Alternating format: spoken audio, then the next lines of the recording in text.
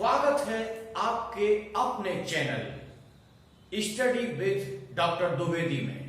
आज हम लोग एक ऐसी समस्या के बारे में डिस्कस करेंगे जो बहुत सारे छात्रों के सामने आती है।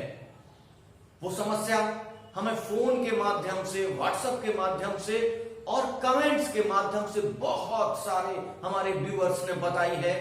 इस समस्या के समाधान में हम क्या क्या कर सकते हैं वो आज हम देखेंगे। अब हम देखते हैं कि वो समस्या क्या है। समस्या ये है कि पढ़ते समय छात्रों को नींद बहुत आती है।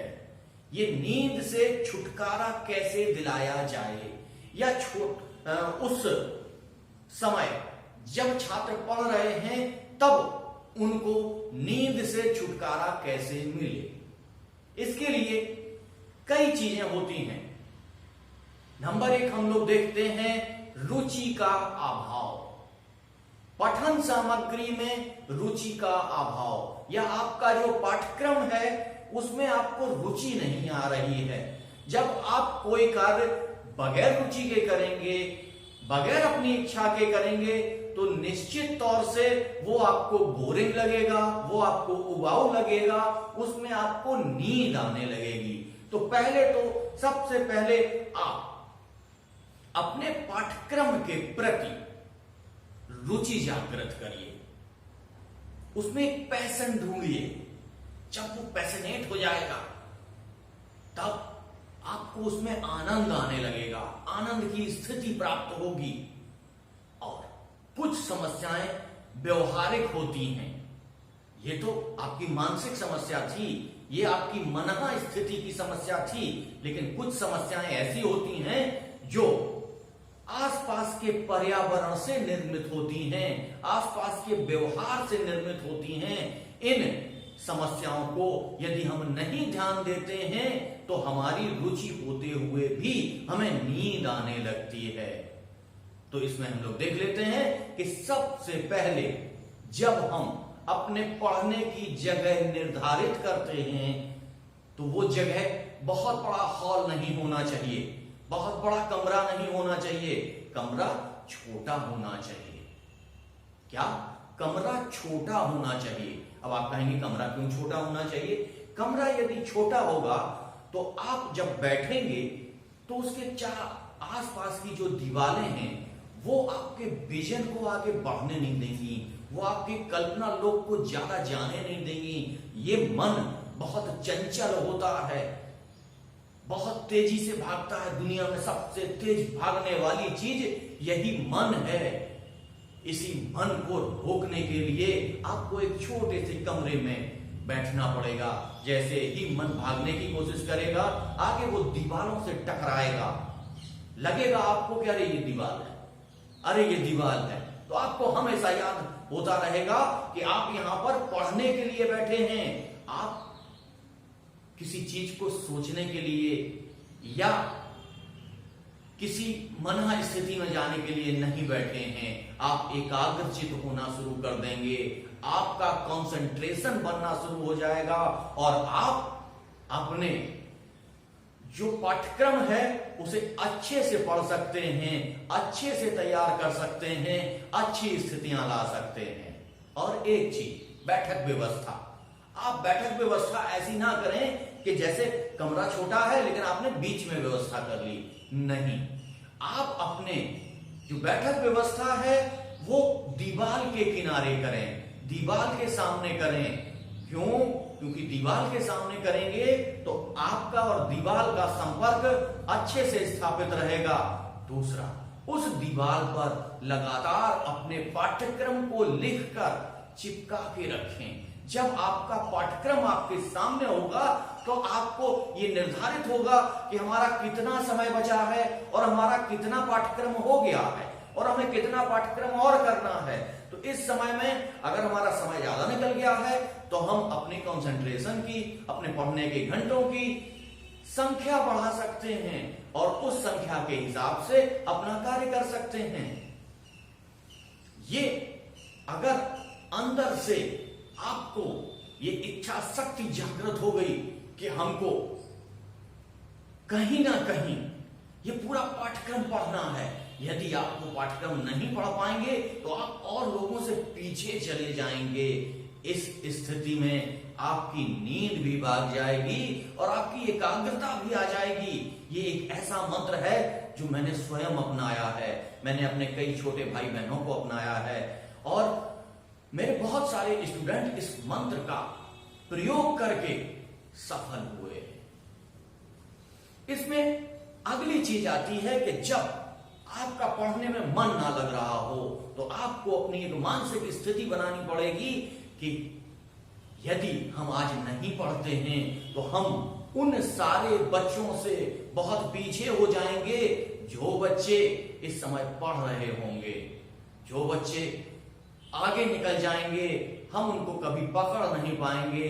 ये भावना जैसे ही आपके अंदर आती है वैसे ही आपकी सारी नींद अपने आप भाग जाएगी। आप जितना अपने आप को अलर्ट रखेंगे उतना ही आपकी एकाग्रता बनेगी, उतनी ही पढ़ने की समझने की क्षमताएं बढ़ेंगी। क्यों? क्योंकि ये एक प्रतियोगिता है। प्रतियोगिता में वही जीतता है जो सर्वश्रेष्ठ होता है। तो आपको अपने को सर्वश्रेष्ठ बनाना है और वो सर्वश्रेष्ठ बनाने के लिए आपको कहीं ना कहीं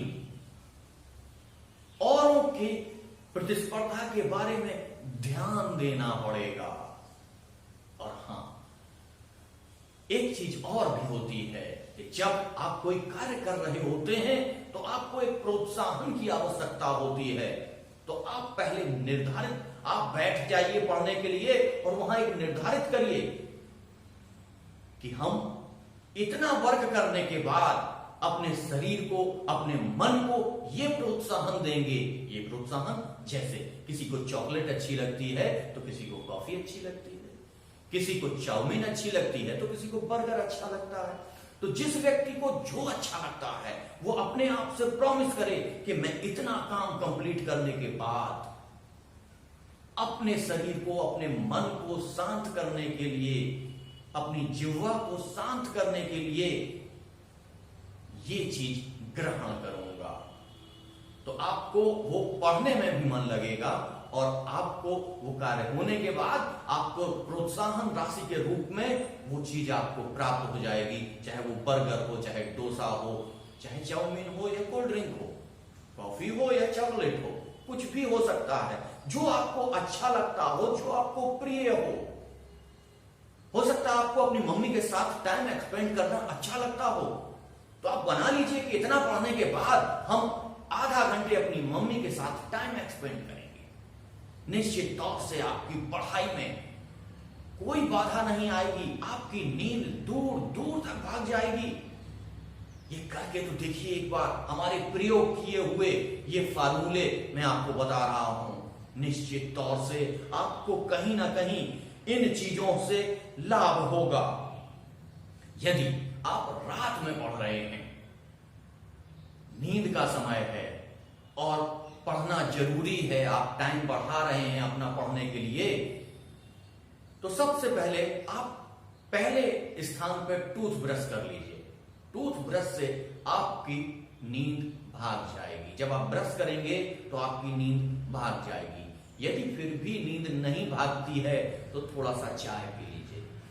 अगर उससे भी नींद नहीं भागती है तब आपको देखना है कि आपको क्या प्रयोग करना है। निश्चित तौर से आप एक डब्बे में, छोटे से डब्बे में काली मिर्च भर के रख लीजिए और नींद नहीं भाग रही है तो 2 दाने काली मिर्च के मुंह में डाल लीजिए। देखिए नींद आपकी मिनटों में भाग जाएगी। क्यों?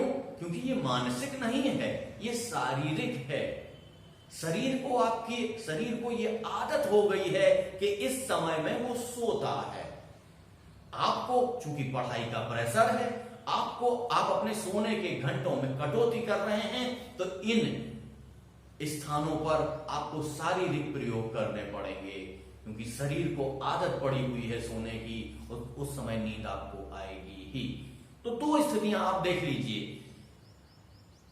नींद आपको 2 स्तरों पे आती है, एक मानसिक स्तर पर, एक शारीरिक स्तर पर। मानसिक स्तर को संतुलित करने के लिए मैंने पहले चीजें बताई, शारीरिक स्तर पर आप ये प्रयोग कर सकते हैं।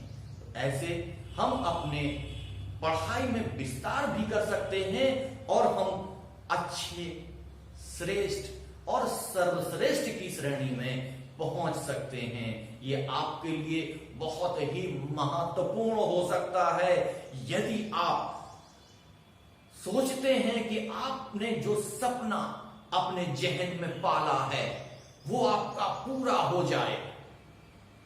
तो सपना देखने के लिए तो सोना पड़ता है, लेकिन सपना पूरा करने के लिए जागना पड़ता है, रातों की नींदें छोड़नी पड़ती हैं। सपना पूरा करना आसान काम नहीं है। ये कार्य जिस व्यक्ति ने, जिस दृढ़ संकल्प व्यक्ति ने, जो अपने पूरे डिटर्मिनेशन के साथ काम करता है, वो व्यक्ति निश्चित तौर से सफल होता है। जो व्यक्ति असफल होते हैं वो कहीं ना कहीं आलसी प्रवृत्ति के होते हैं। उनके आलस्य के कारण ही उनकी असफलता होती है। इस आलस्य को दूर करने की यही 2-3 स्थितियां हैं जो हमने आपको बताई। मानसिक स्थिति, शारीरिक स्थिति और बाहर के पर्यावरण की स्थिति। अब देख लेते हैं बाहरी पर्यावरण। बाहरी पर्यावरण में आपका स्थान ऐसा होना चाहिए जहां ज्यादा शोरगुल नहीं हो रहा हो, ज्यादा आपको डिस्ट्रैक्ट नहीं कर रहे हो। और हाँ, एक बहुत इंपॉर्टेंट चीज, मुझसे कई बच्चों ने पूछा, कई स्टूडेंट ने पूछा कि सर हम अपने कान में संगीत लगा लेते हैं उसके बाद पढ़ते हैं, तो ये बहुत खराब स्थिति है। इसको कभी प्रयोग मत करना, क्योंकि कई बार ऐसी स्थिति आ जाती है कि संगीत सुनने की ऐसी आदत हो जाती है कि जब तक आप संगीत नहीं सुनेंगे आपको चीजें याद नहीं रहती हैं, आपका दिमाग चलता नहीं है। तो संगीत सुनिए, संगीत सुनना अच्छी चीज है, लेकिन पढ़ते समय कुछ बच्चे ऐसे हैं जो पढ़ते समय कान में अपना हेडफोन लगाने के बाद पढ़ते हैं। ये एकदम गलत चीज है, इसको मत करिएगा। कोई भी कार्य करने के 2 तरीके होते हैं। कुछ कार्य आपको करने होते हैं और कुछ कार्य आपको नहीं करने होते हैं। जो नहीं करने होते हैं कार्य, अगर आप उनको करने लग जाएंगे तो आप दिशा भटक जाएंगे, आपको दिशा भ्रम हो जाएगा। ऐसे दिशा भ्रम में मत जाइएगा। हमारी ये चीजें आप लागू करिए, देखिए आपकी सारी समस्याएं मिनटों में दूर हो जाएंगी। Thank you.